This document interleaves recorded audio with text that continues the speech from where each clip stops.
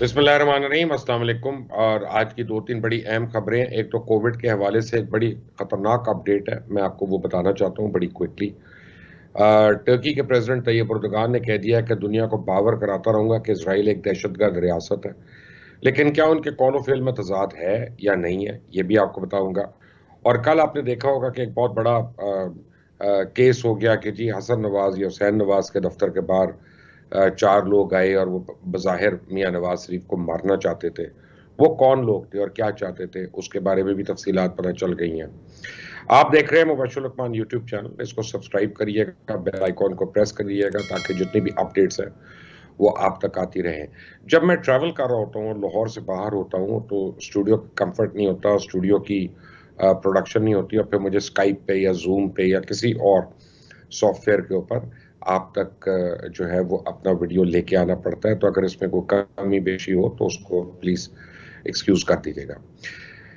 पहले आपको बता दूं कि कराची में दो लोगों की डेथ्स का मुझे पता चला है। दोनों बड़े हाई प्रोफाइल लोग हैं और उनमें से एक ऐसे है जिनका कंफर्म हो गया कि उनको वैक्सीन हो चुकी थी। अब final cause of death obviously कोविड-19 है। मुझे ये नहीं पता कि उनके साथ और क्या क्या कॉम्प्लिकेशंस थी, क्या वो डायबिटिक थे, क्या हार्ट पेशेंट थे। लेकिन इससे जो एक सबक हमें मिल रहा है वो ये मिल रहा है कि आप वैक्सीन भी लगवा लें तब भी आपको केयरफुल होना है। और कोई एक परसेंटेज नहीं बनती।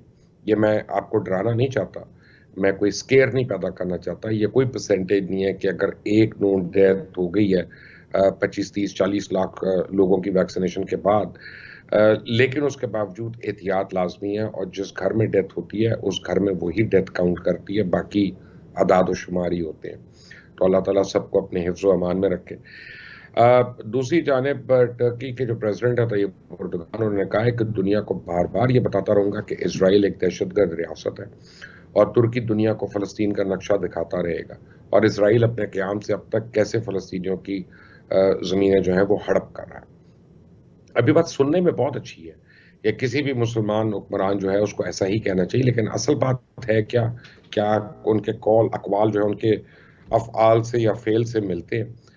मेरे नाज़रीन इस बात पे अक्सर बुरा मनाए जाते हैं कि जब मैं तैयब उर्दगान को तनकीद का निशाना बनाता हूँ और लोग उसको उम्मत के एक लीडर के तौर पे देखते हैं। ख़ास तौर पे उर्दगल ड्रामे ने इस मोहब्बत को जन्म देने में बहुत अहम किरदार अदा किया।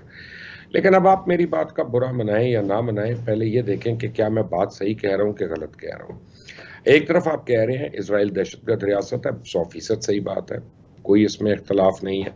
दूसरी तरफ तुर्की वो पहला इस्लामी मुल्क है जिसने 1949 में इसराइल को तस्लीम किया। यही नहीं, अभी चंद महीने पहले तुर्की ने अमेरिकन इलेक्शन के करीब अपने स्वार्थी ताल्लुकात इसराइल से दोबारा बहाल भी कर लिए। अब सबसे ज़्यादा जो सयाह हैं, टूरिस्ट हैं, टर्की और इसराइल के आपस में एक दूसरे ममालिक में सफ़र करते हैं। टर्की पहला इस्लामिक मुल्क है जो नेटो का भी मेंबर है। टर्की वाहिद इस्लामिक मुल्क है जिसे इसराइल के साथ तजारत में $6 बिलियन सालाना की है। टर्की वाहिद इस्लामी मुल्क है जो नेटो के इत्तेहाद में अफगानिस्तान पे हमला आवर हुआ था। जी, अफगानिस्तान के ऊपर हमला आवर हुआ था। टर्की वाहिद इस्लामी मुल्क है जिसके इसराइल के साथ फौजी और दिफाई मुआहदे हैं। टर्की वाहिद इस्लामी मुल्क है जिसने दाइश के साथ मिलकर कुर्द मुसलमानों का कत्लेआम किया। और टर्की इराक में दाइश के साथ मिलकर इराक का चोरी शुदा तेल गैर कानूनी तौर पे कहाँ पे फरोख्त करता रहा? जिसके साथ उसके स्वार्थी ताल्लुकात हैं। इन ताल्लुकात के दौरान कहा जाता है, एज पर एलिगेशंस के उर्दगान के जो दामाद हैं उन्होंने पता नहीं कितने $1 बिलियन इसमें कमा लिए। अब टर्की ने इसराइल, अमेरिका, दाइश, अल नसर और अलकायदा के साथ मिलकर शाम में वाहिद साम्राज्य दुश्मन हुकूमत गिराने के लिए हजारों मुसलमानों का कत्लेआम करवाया। ये मैं नहीं कहता, ये मीडिया कहता है। टर्की वाहिद इस्लामी मुल्क है जिसके इंटेलिजेंस इदारे मोसाद के साथ मिलकर काम करते हैं, लेकिन सादा लोग पाकिस्तानी ये समझते हैं कि उर्दगान जो है वो उम्मत मुस्लिमा का लीडर है, मुसलमानों की अजमत जो है, अजमत रफ्ता को बहाल कर देंगे। हमें सारी जिंदगी हो गई है जानते हुए कि मुसलमानों के असबाब का सबब क्या है और मुसलमानों के जवाल के असबाब क्या है, जिनमें सबसे बड़ी वजह जो हमको पता है वो हमारा दीन और इस्लाम के रास्ते से हटना, दूर होना। लेकिन इसके साथ साथ अपने ही हुक्मरानों के ज़ाती मफाद और उम्मत के तसव्वुर से बाहर निकलना, ये एक बहुत बड़ी वजह है।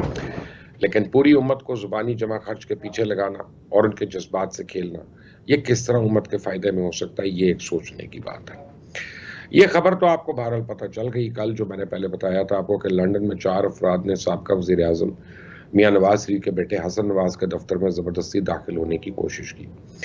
इन अफराद ने जब हसन नवाज के दफ्तर में दाखिल होने की कोशिश की तो उस वक्त वहाँ नवाज शरीफ भी मौजूद थे।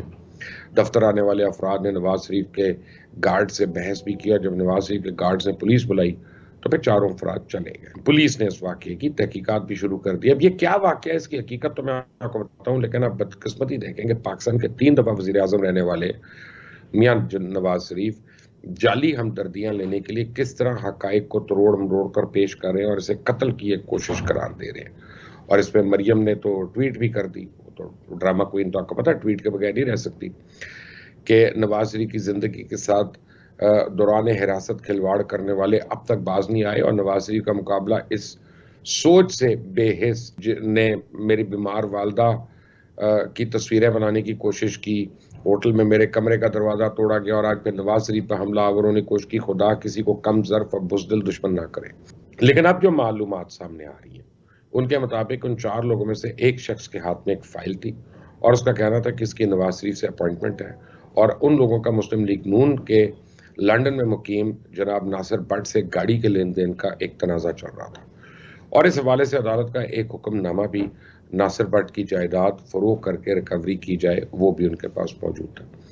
अब ये लोग इस मामले को लेकर नासिर भट्ट की नवाज शरीफ से शिकायत करना चाहते थे और चाहते थे कि मसला हल किया जाए, लेकिन इंतहाई भोंडे तरीके से उसे सियासी फ़ायदे के लिए इस्तेमाल करने की कोशिश की गई। जबकि इन लोगों का पाकिस्तान की सियासत से कोई ताल्लुक नहीं और ये खालिस्तान नून लीगी कारकुनान के, आप समझें, एक वावेला है जिसका कोई सर पैर नहीं। और अगर ये वाकई हमला करने आए थे तो उन्होंने हमला करने की बजाय बहस क्यों की, बातें क्यों की उन्होंने वहाँ, और पुलिस ने फिर उनको जाने क्यों दिया कि लंदन में किसी को मारने की गज़ से आने वाले बंदे को इतनी आराम से जाने दिया जाता है। और अगर किसी ने हमला करना हो तो नवाज शरीफ साहब तो सारा दिन ऑक्सफोर्ड स्ट्रीट पे फिरते रहते हैं, कभी सेल्फ्रिजेस में, कभी कोस्टा में, कभी हैरिड्स में। तो अगर किसी ने हमला करना होता तो वो उधर करता, उसके लिए आसान होता कि हुसैन नवाज के दफ्तर में जहाँ सिक्योरिटी मौजूद है वहाँ पे जाके करता। ये बातें सोचने की हैं और देखना यह है कि हमारे हुक्मरान जो हैं, या साबका हुक्मरान या मौजूदा हुक्मरान, वो अपनी अना के लिए लोगों को कितना झूठ सच जो है वो बताते रहते हैं। अल्लाह ताला हम सबको अपनी अमान में रखे। इस चैनल को सब्सक्राइब करिएगा, बेल आइकॉन प्रेस करिएगा। अल्लाह हाफ़िज़।